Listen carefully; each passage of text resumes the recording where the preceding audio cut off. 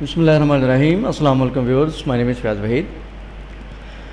Viewers, JavaScript के आज के लेक्चर से हम स्टार्ट करते हैं फॉर्म वैलिडेशन को, कि जो HTML में फॉर्म हम क्रिएट करते हैं उसकी वैलिडेशन हम किस तरीके से कर सकते हैं। पहले थोड़ा सा इसको मैं आपको एक्सप्लेन कर दूं कि वैलिडेशन से क्या मुराद हम ले सकते हैं।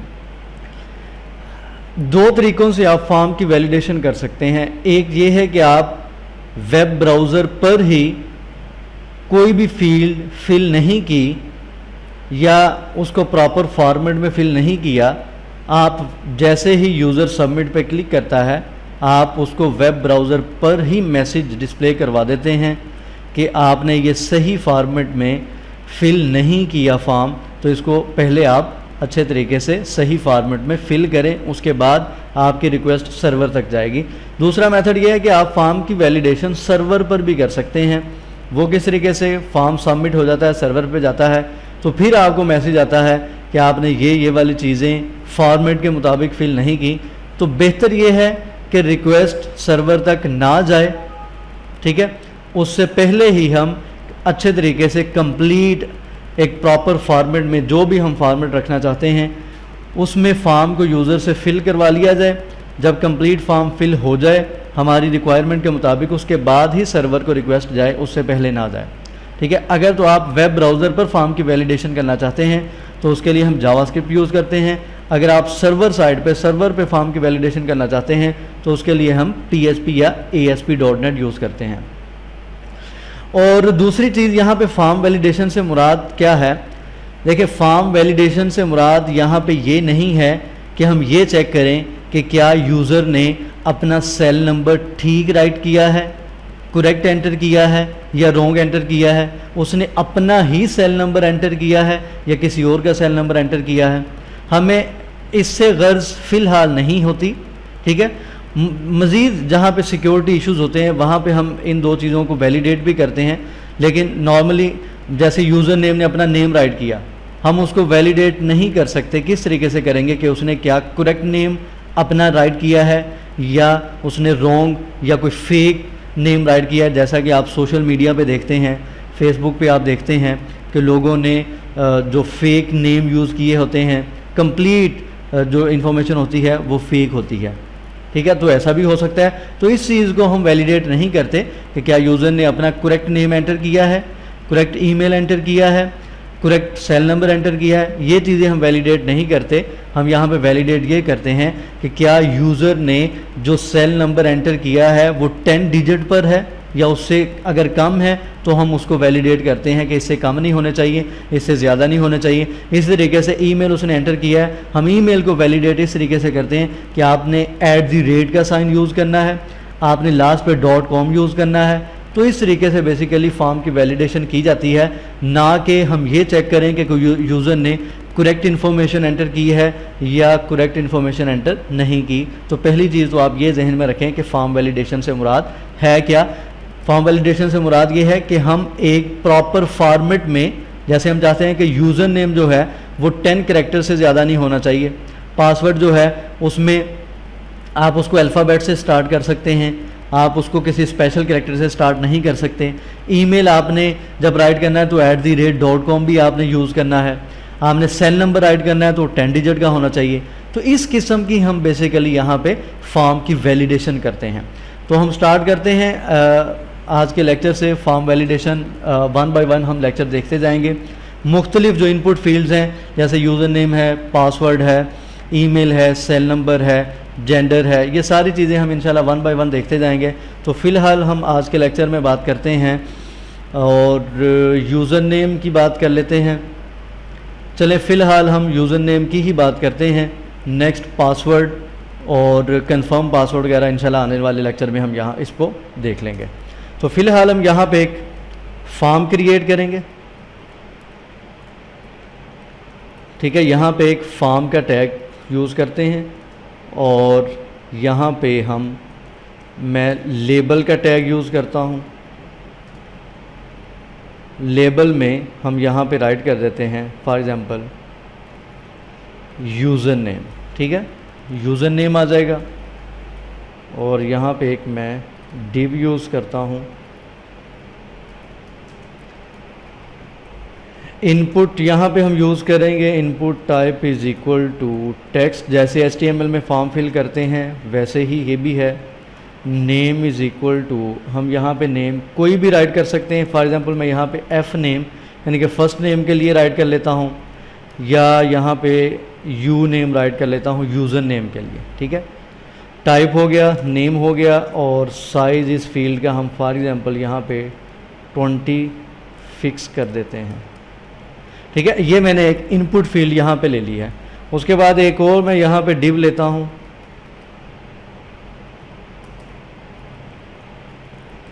और इस डिव में फ़िलहाल मैंने जस्ट यहाँ पे एक ही इनपुट फील्ड ली है। नेक्स्ट लेक्चर में हम पासवर्ड की बात कर लेंगे। यहाँ पे मैं यूज़ करता हूँ input type is equal to submit,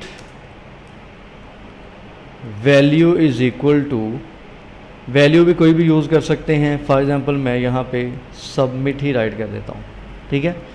type is equal to submit आ जाएगा, value is equal to submit आ जाएगा, और यहाँ पे हम यूज़ करेंगे ऑन सबमिट पे एक फंक्शन यूज़ करेंगे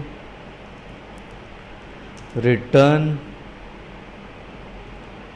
वैलिडेट, ठीक है। यहाँ पे मैंने एक वैलिडेट के नाम से एक फंक्शन यूज़ कर लिया है।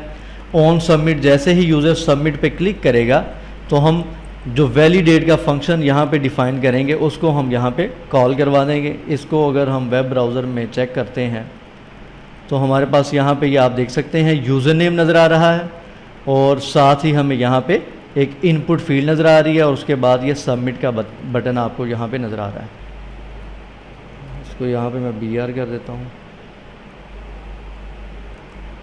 ठीक है। जैसे ही यूज़र यहाँ पे सबमिट करेगा तो हम यहाँ पे इस फॉर्म पे वैलिडेशन लगा देते हैं। एक तो चीज़ HTML के फॉर्म में मैंने आपको बताई थी, दोबारा से आप यहाँ पे देख सकते हैं कि एक तो यहाँ पे ऑटोमेटिकली आप अगर रिक्वायर्ड का वर्ड यूज़ कर लेते हैं या required is equal to required आप यूज़ कर लेते हैं तो यहाँ पे क्या होगा, इसको सेव करते हैं, रिफ़्रेश करते हैं। जैसे ही मैं सबमिट पे क्लिक करते हैं तो आपको यहाँ पे उसने नीचे मैसेज दे दिया है please fill out this field, यानी कि जब तक आप इस फील्ड को फिल नहीं करेंगे उस वक्त तक आपका जो फॉर्म है वो सबमिट नहीं होगा, यानी कि सर्वर तक उसकी रिक्वेस्ट नहीं जाएगी। एक तरीका तो ये है कि आप यहाँ पे required is equal to required use कर लें, लेकिन मैंने आपको ये भी साथ ही बताया था कि अगर मैं यहाँ पे इंस्पेक्ट एलिमेंट करता हूँ और फॉर्म में हम जाते हैं, इनपुट में जाते हैं, रिक्वायर्ड इज़ इक्वल टू, ये जो रिक्वायर्ड है मैं फॉर एग्जांपल इसको रिमूव कर देता हूँ और इसको भी मैं यहाँ से रिमूव कर देता हूँ। अब जैसे ही सबमिट पे क्लिक करेंगे तो यहाँ पे फॉर्म की रिक्वेस्ट सर्वर पे चली जाएगी अगर आप यहाँ पे रिक्वायर्ड का जो वर्ड है उसको यहाँ से रिमूव कर देते हैं, ठीक है। तो इसको हमने यूज़ नहीं करना, हम यहाँ पे स्क्रिप्ट के ज़रिए इस पे वैलिडेशन यहाँ पे लगाएंगे कि अगर हम यहाँ पे यूज़र ने फॉर्म की ये फील्ड फिल नहीं की तो यहाँ पे उसके सामने मैसेज आ जाए कि आप प्लीज़ इस फील्ड को पहले फिल करें। उसके लिए हम क्या करते हैं, हम यहाँ पे हेड के टैग में जाएंगे, एक स्क्रिप्ट हम यहाँ पे राइट करेंगे, स्क्रिप्ट एक राइट करते हैं और जैसे ही यूज़र सबमिट का जो बटन है उस पर क्लिक करेगा तो फ़ौरन से ये वैलिडेट का फंक्शन कॉल हो जाएगा। यहाँ पे हम एक फंक्शन डिफ़ाइन करेंगे वैलिडेट के नाम से,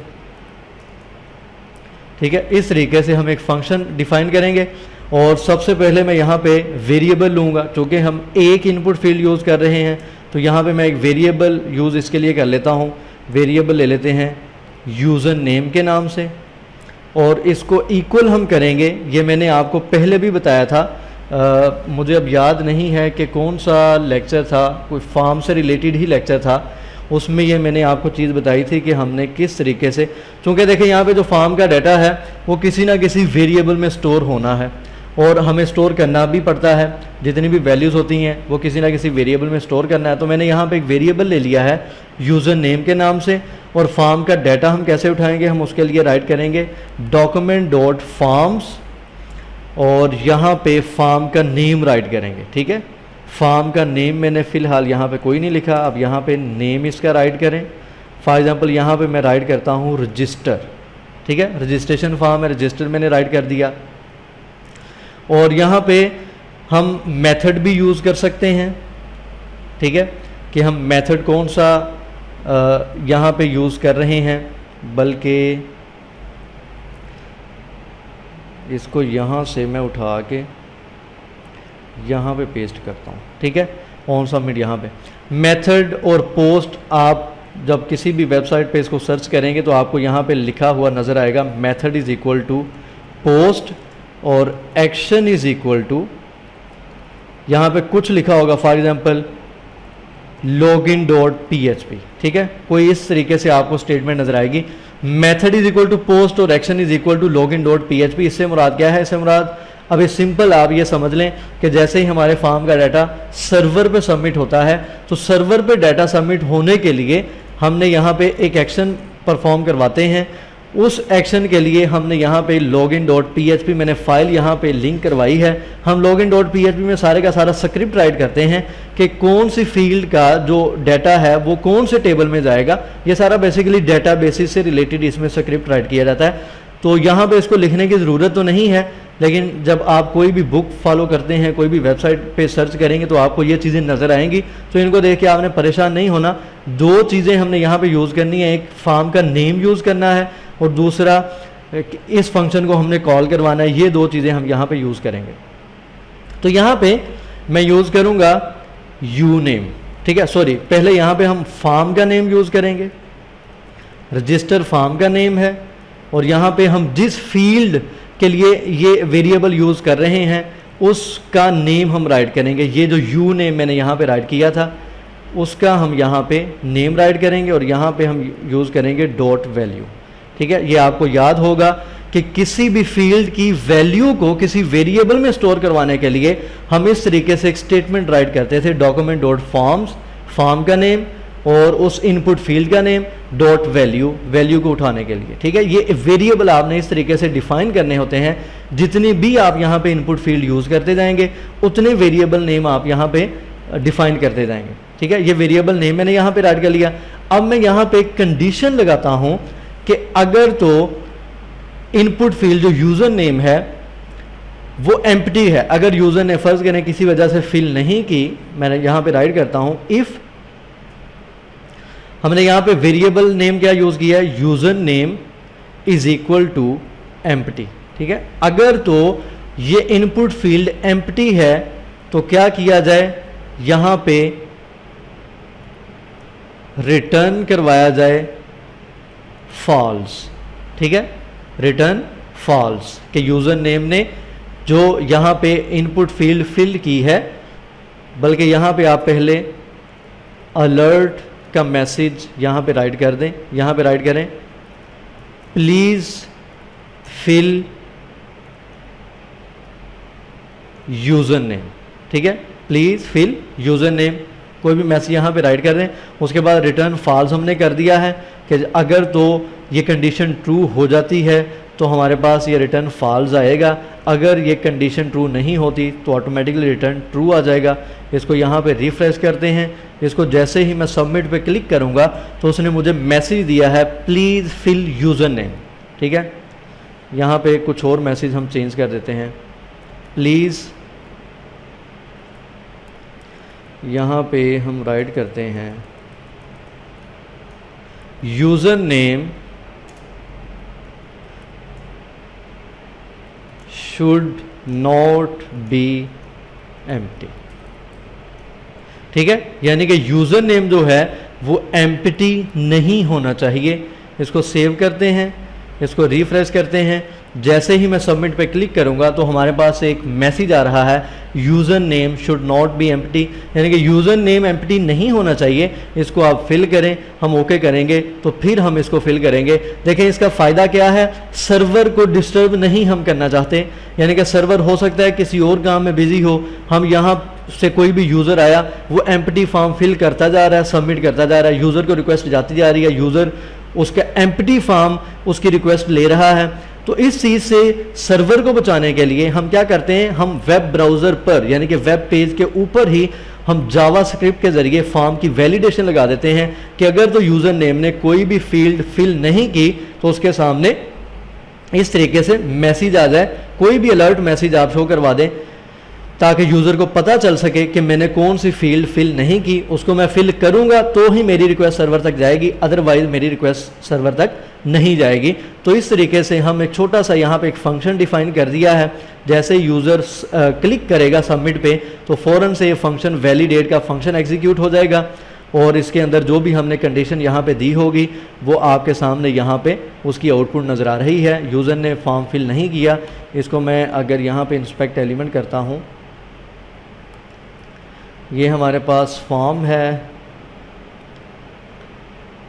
ठीक है। अब देखें यहाँ पे रिक्वायर्ड मैंने रिमूव कर दिया है और यहाँ पे आप देख सकते हैं ये यहाँ पे, ठीक है। ये स्क्रिप्ट में आपको ये जो चीज़ नज़र आ रही है आप इसको यहाँ पे रिमूव कर भी दें तो आपकी जो रिक्वेस्ट है वो फिर भी एग्जीक्यूट नहीं होगी, मैनिपुलेट नहीं होगी।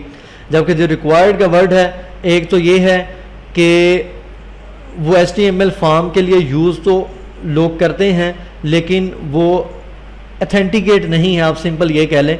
हमने और भी बहुत सी कंडीशन लगानी होती हैं कि यूज़र नेम अपना नेम कैपिटल लेटर में राइट करें या स्मॉल करैक्टर यूज़ करें या नंबर यूज़ ना करें। तो इन सारी चीज़ों के लिए रिक्वायर्ड का जो वर्ड है वो कह लें कि सफिशेंट भी नहीं है और वो एफिशिएंट भी नहीं है। उसको इस वजह से मैं आपको यही उसके लिए मैसेज दूंगा कि आप उसको यूज़ बिल्कुल भी ना करें। आपने अगर फॉर्म की वैलिडेशन करनी है तो उसको प्रॉपर तरीके से या तो आप जावास्क्रिप्ट का स्क्रिप्ट यूज़ करें, आप उसके ऊपर एक फॉर्म जो फील्ड है उसके ऊपर आप 10 कंडीशंस लगा सकते हैं कि ये एम्प्टी ना हो, इसके अंदर इतने कैरेक्टर्स ना हो, इससे लेस ना हो और इसके अंदर आप ये डिजिट नहीं यूज़ कर सकते या एक डिजिट होना चाहिए एंड सो ऑन। बहुत सी चीज़ें आप यहाँ पे डिफाइन कर सकते हैं जो कि रिक्वायर्ड का जो वर्ड है वो इसको ऑब्वियसली नहीं करता। रिक्वायर्ड ने जस्ट ये देखना है कि फील्ड एम्प्टी है तो आपको स्टॉप कर देगा, अदरवाइज आप कुछ भी राइट कर दें वो आपका डाटा सबमिट करवा देगा। तो इस चीज़ से आपने बचना है, ठीक है, ठीक है। आप देख सकते हैं कि मैंने उसको रिमूव किया है सारा स्क्रिप्ट, उसके बावजूद आपको यहाँ पे मैसेज शो हो रहा है। तो इस वजह से आपने बेहतर ये है कि आपने रिक्वायर्ड वगैरह का वर्ड यूज़ ना करें। इस तरीके से आप फॉर्म को वैलिडेट कर सकते हैं। तो फिलहाल मैं इसको यहाँ पे वाइंड अप करता हूँ। इंशाल्लाह आने वाले लेक्चर में हम पासवर्ड की फील्ड को इसके साथ ऐड करेंगे, पासवर्ड, कंफर्म पासवर्ड, फिर उसको देखेंगे कि अगर यूज़र उसको एम्प्टी करता है, यूज़र नेम फिल कर देता है, एक फील्ड एम्प्टी करता है तो फिर क्या मैसेज किस तरीके से आएगा, एक ये चीज़ देखेंगे। और इंशाल्लाह फिर आने वाले लेक्चर में हम ये देखेंगे कि अगर हम पासवर्ड को फिक्स कर देते हैं 8 कैरेक्टर का पासवर्ड होना चाहिए, यूज़र 8 कैरेक्टर से लेस कैरेक्टर राइट करता है तो फिर हम उसको अलर्ट करते हैं, उसको मैसेज शो करवाते हैं कि आप इसको सही तरीके से फिल करें। तो ये सारी की सारी चीज़ें हैं जो कि हम फॉर्म वैलिडेशन में यूज़ करते हैं और ये लाजमी है। बहुत सी वेबसाइट्स आपने देखी होंगी जहाँ पे आप फॉर्म फिल करते हैं, साइन अप करते हैं, लॉगिन करते हैं, वहाँ पे उन्होंने एक फॉर्मेट बनाया होता है, आप उसी फॉर्मेट को फॉलो करते हैं तो फॉर्म फिल होगा, अदरवाइज नहीं होगा। तो इजाज़त दें, किसी भी किस्म की कोई भी कन्फ्यूजन हो, कोई भी क्वेश्चन हो तो आप मैसेज कर सकते हैं, फीडबैक अपना लाजमी दिया करें। और यूट्यूब के चैनल जिन्होंने अभी तक सब्सक्राइब नहीं किया सब्सक्राइब करें, दुआ में खुसूसी याद रखा करें। अल्लाह हाफ़िज़।